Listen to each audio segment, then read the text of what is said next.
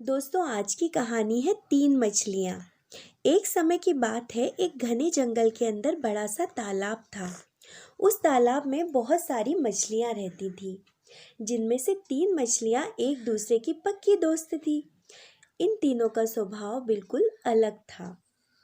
इनमें से दो बहुत समझदार थी। पहली संकट आने के पहले ही अपना बचाव कर लेती थी, जबकि दूसरी संकट आने पर अपनी सुरक्षा कर लेती थी।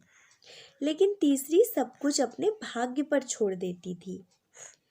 तीसरी मछली कहती कि अगर भाग्य में संकट होगा तो हम कुछ नहीं कर सकते, और भाग्य में नहीं होगा तो कोई भी हमारा कुछ नहीं कर सकता। एक दिन रास्ते से गुजर रहे एक मछुआरे ने मछलियों के उस तालाब को देख लिया। उसने देखा कि तालाब मछलियों से भरा पड़ा है। उसने तुरंत अपने बाकी साथियों को इस बारे में बताया। मछुआरे और उसके साथियों ने अगली सुबह यहाँ आने और उन मछलियों को पकड़ने का फैसला लिया। लेकिन मछली ने मछुआरे और उसके साथियों के बीच की बातचीत सुन ली। उसने तुरंत तालाब में रहने वाली सभी मछलियों को इकट्ठा किया और सारी बात बता दी। पहली मछली बोली कि हो सकता है कल मछुआरे हमें जाल में पकड़ कर ले जाएं। उससे पहले ही हमें ये जगह छोड़ देना चाहिए। तभी तीसरे नंबर की मछली बोली कि अगर वो कल नहीं आए तो ये हमारा घर है, हम इसे कैसे छोड़कर जा सकते हैं।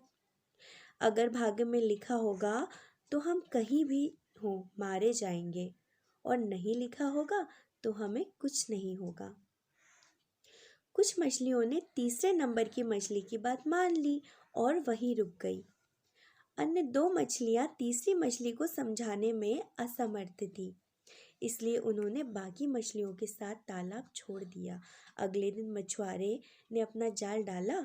जो मछलियां रह गई थी वो पकड़ी गईं। जो मछलियां भाग गई थी उन सब की जान बच गई, और जो तालाब में रुक गई थी वो सभी मछुआरे के द्वारा पकड़ ली गई। मछुआरे ने उन्हें एक टोकरी में डाल दिया, जहां सभी तड़प तड़प कर मर गई। दोस्तों, इस कहानी से हमें यही सीख मिलती है कि हमें कभी भी भाग्य के भरोसे नहीं रहना चाहिए। संकट आने के पहले ही उसे दूर करने का उपाय सोच कर रखना चाहिए। दोस्तों, कहानी अच्छी लगी हो तो चैनल को सब्सक्राइब कीजिए।